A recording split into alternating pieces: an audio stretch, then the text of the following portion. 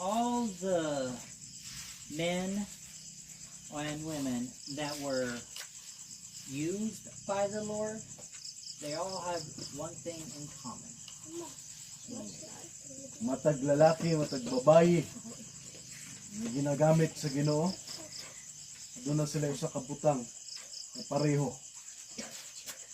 Does anybody know what that was? What is it? Kabalo ba mo? Ano sa ni? Kabutang What is it? na pareho, na sila.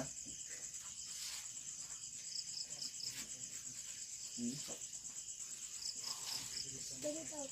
Spirit of Christ. They had a prayer life. Communication. Doon na sila prayer life. Pag-ampo.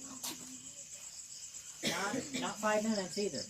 Not 10, not 20, 30, 40. They actually had a prayer life. They were communicating with the Lord consistently on a day-to-day basis. You know, all day long. But what about you? Ito sila, doon na sila may nampuon. Uring taon na ito, adlaw-adlaw, komunikasyon sa Ginoo. Nga nagapadayon. Yung adlaw, mapadayon, dayunon nga, pag-istoryahanay sa Ginoo. Doon na sila ani, nga taglalaki, tagbabae, gamit sa Ginoo. Pangutan na kamo.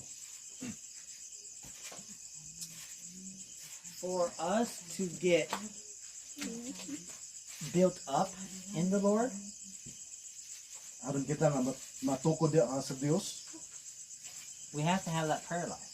kinahanglan nato na ang pag-ampo. Kinabuhi sa pag-ampo. O kinabuhi na mainang puon.